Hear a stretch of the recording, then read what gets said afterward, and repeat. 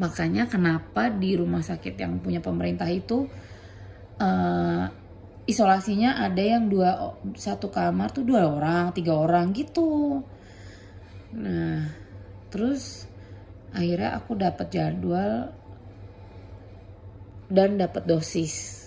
Nah, jadi aku coba juga nih ke Singapura karena waktu aku di Townside diceritain bahwa di Townside itu juga ada yang kena sakit tiroid juga, terus nggak boleh makan ini, nggak boleh makan itu, pantangan. Aku penasaran dong, aku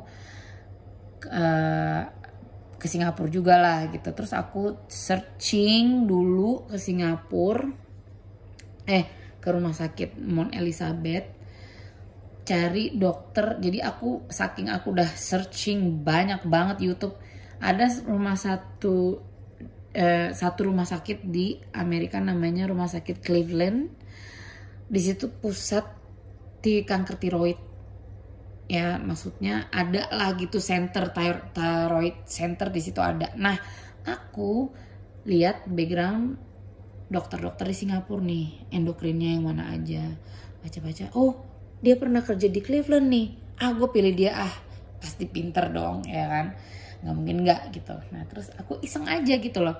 Kalau dia nggak boleh makan ini, berarti gue gak boleh juga kali ya gitu. Tapi gue nggak ada yang bilang ke gue nggak boleh makan apa-apa gitu. Terus akhirnya aku kesana, terus aku coba ini dokter yang udah aku ini ya. Jadi tarifnya itu 4 juta rupiah 30 menit.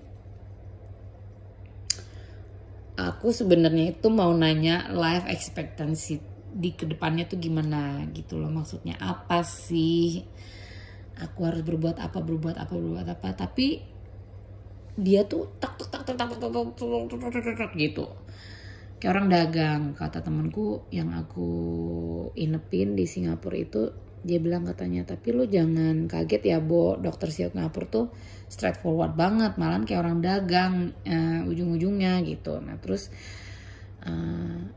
soalnya gue pernah disodorin slide begini-begini, terus pas aku gitu, kok dia jadi nawarin tes darah juga, nawarin vitamin juga, lo nggak minum vitamin ini.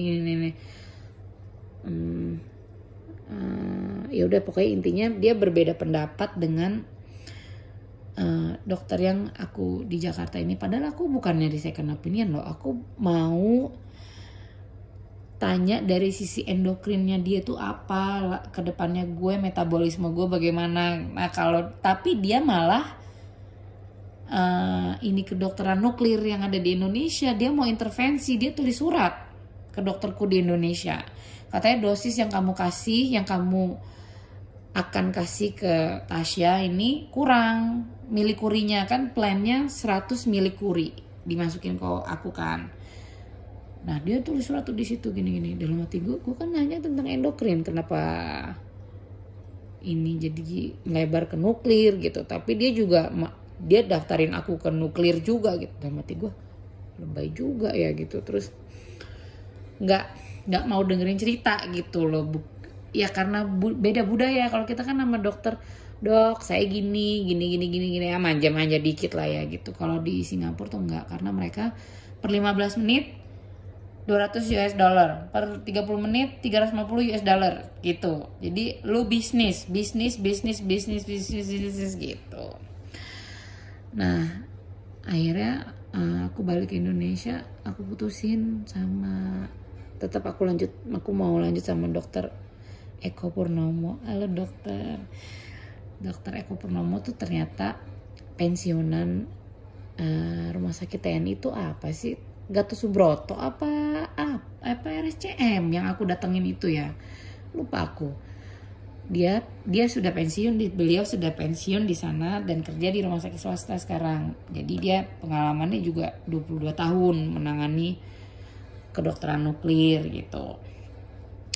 Jadi udah nyaman sama dokter Eko, rumah sakitnya bagus, ya udah gitu. Nah terus aku masuk check in, dikasih tahu ini loh ruangannya seperti ini, gini, ketebalannya sekian, itu standar untuk menyimpan radiasinya biar nggak kemana-mana gitu. Nah terus nanti saat ibu pulang, barang-barang yang ibu pakai ini, yang bekas-bekasnya ini plastik, misalnya plastik apa, itu kita simpan di storage dulu sampai nanti kadar radiasinya turun, baru kita bisa buang ke tempat sampah. Pokoknya dia kayak jelasin gitu loh, jangan takut bu, ini tuh kita prosedurnya seperti ini, gini. Aku juga kan tadinya ngeri juga ya, wah ini bagaimana nih, nuklir gitu kan. Terus aku 3 hari dosis 100 itu,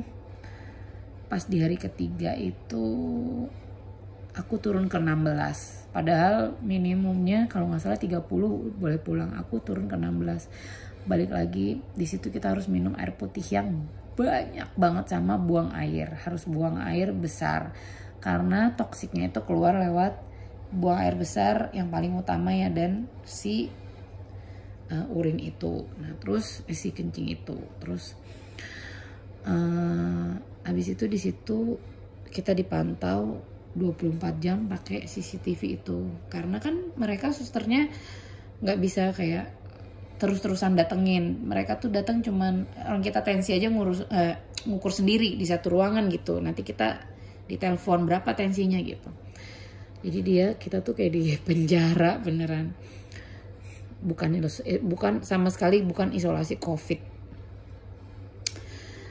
Nah jadi di situ ada kamera, ditelepon, ibu makan sudah datang, diambil silakan kayak gitu. Ibu ini. Jadi takutnya kita tiba-tiba ada reaksi apalah apa gitu, jadi mereka bisa lihat kita gitu loh, tanpa harus dari dekat gitu kan. Nah, terus sudah gitu 3 hari habis itu aku sewa Airbnb di Bintaro, karena aku nggak boleh deket sama anakku, karena di bawah 12 tahun itu tidak boleh deket sama kita yang habis minum obat itu, karena tiroid mereka belum well developed.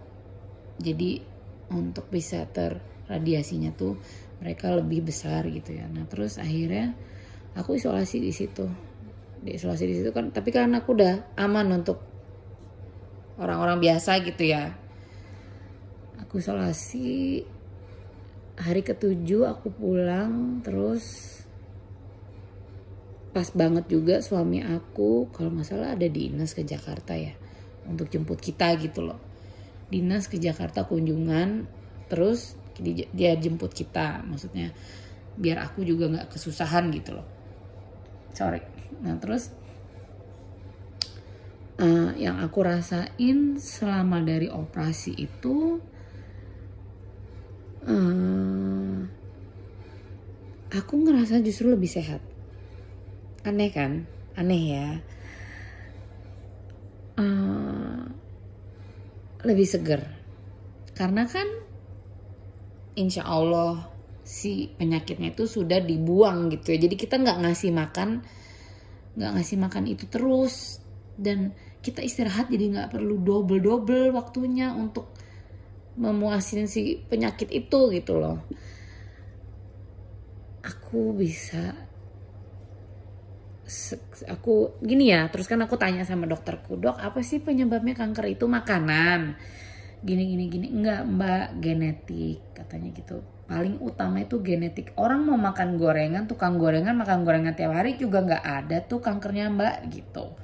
Kalau memang sudah bakatnya ditambah pola makannya jelek, ya begini jadinya gitu. Nah genetik kan aku ngotot ya, nggak ada dok, di keluarga saya tuh kanker tuh nggak ada, adanya ibu saya tumor. Nah iya itu mbak gitu.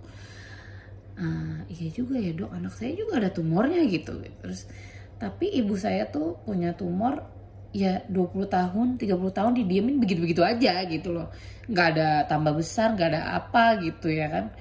Dan mamaku angkat tumornya itu karena waktu itu asuransi, masih ada asuransi, jadi dipikirnya maksudnya asuransinya masih full gitu ya. Dipikirnya udah angkat aja daripada nanti-nanti gitu. Itu dari aku kecil dia punya itu gitu loh mamaku, dan gak pernah nambah besar atau yang tiba-tiba jadi mengganggu gitu, nggak juga gitu.